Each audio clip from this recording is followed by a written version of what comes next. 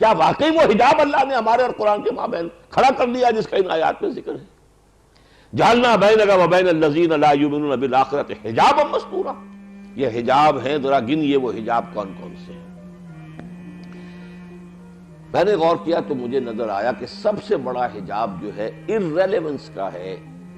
ہم قرآن کو پڑھتے ہوئے یہ محسوس کرتے ہیں، برا نہ مانیے میں کچھ ننگی باتیں ننگے الفاظ میں کچھ کہوں گا، کہ ہم سے کیا تعلق اس کا؟ This Quran is not relevant to us۔ کیوں؟ مکی قرآن کا تجزیہ کیجئے، اس میں سب سے زیادہ مباحث ہیں ایمان کے۔ بھئی ہم تو مانتے ہیں پہلے ہی سے، تو ہم سے تو متعلق ہی نہیں ہے بحث،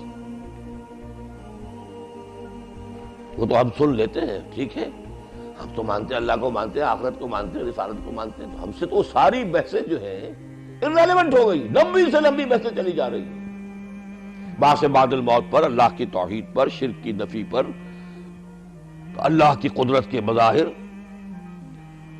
معلوم ہوا کہ ہمارے لیے ان کا کوئی ریلیونس نہیں۔ اور آگے چلیے شرک کی بات ہو رہی، ہم تو موحد ہیں، ہمارے تو کوئی بت نہیں، نہ لات نہ عزا نہ منات نہ کچھ بھی نہیں، ہم تو نہیں پوچھتے کسی کو۔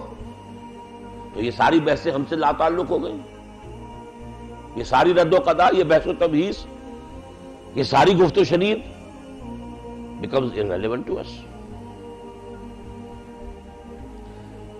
پھر سب سے بڑا مضمون بار بار بار بار قصص النبیین، انباء الرسل، یہ بھائی پچھلی اساطیر الاولین ہے، کہانیاں ہیں، اور کیا ہے؟ اب نہ کوئی نبی ہے نہ آئے گا، نہ کوئی رسول ہے نہ آئے گا، پریکٹیکل ریلیونس ختم ہو گیا کہ نہیں؟ کتنی بڑی بحث ہے، کتنی بڑی بحث ہے، کتنی بڑی بحث ہے منافقین کے بارے میں۔ ہمارا احساس کیا ہوتا ہے؟ ہم سے کیا سروکار اس کا؟ اب کوئی منافق تھوڑا ہی ہے، وہ تھے ان سے بات ہو رہی ہے، کوئی سروکار نہیں ہے۔ ہمارا دل کبھی لرزتا نہیں ہے، ہمارے رونگٹے کبھی کھڑے نہیں ہوتے ہیں، کیسے ہو جائیں؟ جو وحید آ رہی وہ ان کے لیے ہے بابا، ہمارے لیے کہاں؟ ہم سے کیا تعلق؟ سروکار کیا ہمارا؟ ہم سے نفاق کا کیا تعلق؟ جبکہ حقیقت کیا ہے؟ محمد عربی صلی اللہ علیہ وسلم فرماتے ہیں یہ نفاق وہ شے ہے ما امنہ الا منافق وما خافہ الا مومن، اس کے بارے میں، اپنے بارے میں اندیشہ ہوتا ہے نفاق کا صرف مومن کو، اور اپنے آپ کو نفاق سے محفوظ سمجھتا ہے صرف منافق۔ اس بات کو بیان کرنے میں مجھے یاد آیا، میں وہ غالب کا شعر جو ہے بیان کیا کرتا ہوں کہ راہ کھٹکا نہ چوری کا دعا دیتا ہوں راہزن کو، جس کے پاس ایمان کی پونجی ہے ہی نہیں اسے کاہے کا ڈر کہ کوئی ڈاکو آ کے ڈاکہ مارے گا، پونجی کوئی نہیں، پاؤں پھیلا کر سوئے گا۔ جس کے پاس کوئی تھوڑی بہت پونجی ہے اسے ڈر ہے ڈاکے کا، تو جو صاحب ایمان ہوگا اسے خوف ہوگا نفاق کا، اور جو منافق ہے اسے کیا خوف؟ پاؤں پھیلا کر سوئے وہ، اور ہم سوتے ہیں۔ سورہ نساء پڑھ جائیے پوری، سورہ توبہ پڑھ جائیے، کلائمیکس ہے جو نفاق کے موضوع پر، سورہ منافقون پڑھ جائیے، لیکن ہمیں کسی مرحلے پر یہ محسوس نہیں ہو سکتا کہ اس کا ہم سے کوئی تعلق ہے۔ حجاب طاری کر لیا ہے، ہم سے کیا سروکار اس کا؟ جبکہ کیفیت یہ ہے عمر فاروق کی رضی اللہ تعالی عنہ، جن کے بارے میں حضور نے فرمایا میرے بعد نبی ہوتا تو یہ عمر ہوتے۔ عمر جس راستے سے جاتا ہے شیطان اس سے کتنی کترا کر دوسرے راستے کو نکل جاتا ہے، اور ہر نبی کے امتیوں میں محدث ہوتے تھے جن سے اللہ بات کرتا تھا، میری امت کا محدث عمر ہے، اور وہ عمر یہ کہہ رہا ہے انشدو کا باللہ یا حذیفہ، اے حذیفہ میں تمہیں اللہ کی قسم دے کر پوچھتا ہوں، کہیں میرا نام تو ان منافقوں کی فہرست میں نہیں تھا جو حضور نے تمہیں بتائی تھی؟ یہ ہے وہ چیز۔ اگر اس سے اپنے آپ کو محفوظ اور معمون اور مسئول اور بالکل بری اور پاک اور عرفہ اور اعلیٰ اور منزہ نہ سمجھے تو پھر ہمیں ان آیتوں سے بھی کچھ ملے گا، کچھ فائدہ ہوگا، کچھ ہمارے جو ہے زنگ دھلیں گے، کچھ میل جو ہے وہ صاف ہوں گے، لیکن جب سروکاری نہیں، تعلق ہی نہیں۔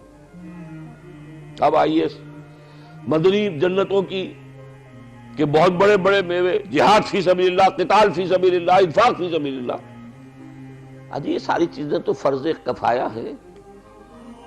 چھٹی کہاں تعلق ہے؟ فرض عین تو نماز ہے، وہ ہم پڑھتے ہیں۔ فرض عین روزہ ہے، رکھے ہم نے پورے رکھے، 29 رکھے۔ یہ چیزیں جو ہیں یہ تو خاص وقت کی تاریخ کہہ لیں، ان کو فرض کفایہ کہہ لیں، جہاد کو لازم تو نہیں، وہ حصہ بھی ہم سے منقطع ہے، کوئی تعلق ہی نہیں۔ پڑھ جائیں گے پوری سورہ سب پڑھ جائیں گے، لیکن مجال ہے کہ ذرا سا انٹروسپیکشن ہو، ذرا سا انسان اپنے اندر جو ہے درو بینی سے کام، لیکن میں کہاں کھڑا ہوں؟ غالباً شیخ سعدی کا شعر ہے یہ کہ جان جملہ علم ہا این است و این، تاب دانی من کیم در یوم دین۔ کل علم کا خلاصہ لب لباب یہ ہے کہ تم یہ جان لو کہ قیامت کے دن تم کہاں کھڑے ہوگے، منافقوں کی فہرست میں ہوگے یا مومنوں کی فہرست میں؟ تابدانی من کیم در یوم دین۔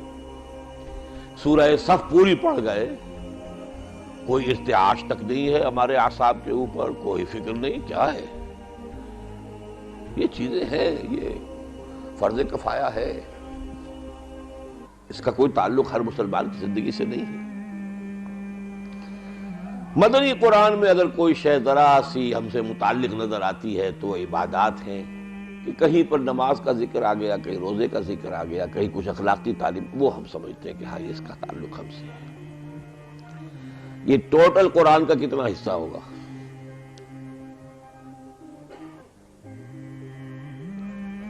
کچھ احکام حرام حلال کے، سور نہیں کھانا، شراب نہیں پینی، وہ بھی ٹھیک ہے، وہ بھی سمجھ میں آتا ہے، ریلیونٹ ہے چیزیں، بس۔ پھر کہوں گا کہ ان کا حساب لگائیے مدنی صورتوں کا کتنا حصہ ہوگا جو ان چیزوں سے مشترک،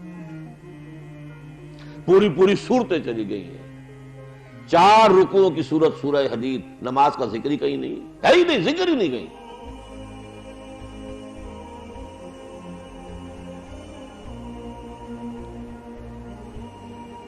کس چیز کی اہمیت ہے، واٹ از واٹ،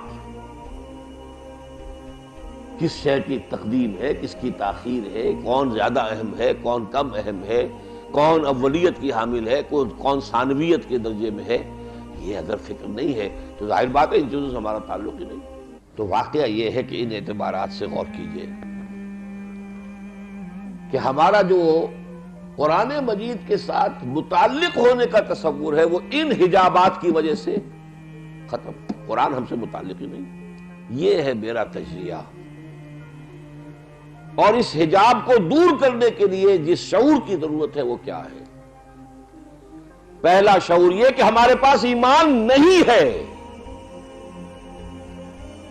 ایک عقیدہ ہے، ڈوگما ہے، ایک ریشیل کریڈ ہے، ایک متوارث عقیدہ ہے، ہمارے دلوں میں ایمان جاگوزی نہیں ہے۔ یہ سمجھنا کہ ہمارے پاس ایمان ہے وہی حماقت ہے جو کی تھی بدوؤں نے، قالت الاعراب آمنا قل لم تؤمنوا ولکن قولوا اسلمنا ولما يدخل الايمان في قلوبكم۔ یہ بدو کہتے ہیں کہ ہم ایمان لے آئے، کہہ دیجئے تم ایمان ہرگز نہیں لائے ہو۔ ہاں یہ کہہ سکتے ہو کہ ہم مسلمان ہو گئے، لیکن ابھی تک ایمان تمہارے دلوں میں داخل نہیں ہوا ہے۔ جب تک یہ ہمارا زوم ختم نہیں ہوگا کہ ہم تو صاحب ایمان ہیں، ان ساری بحثوں سے ہماری کوئی دلچسپی نہیں۔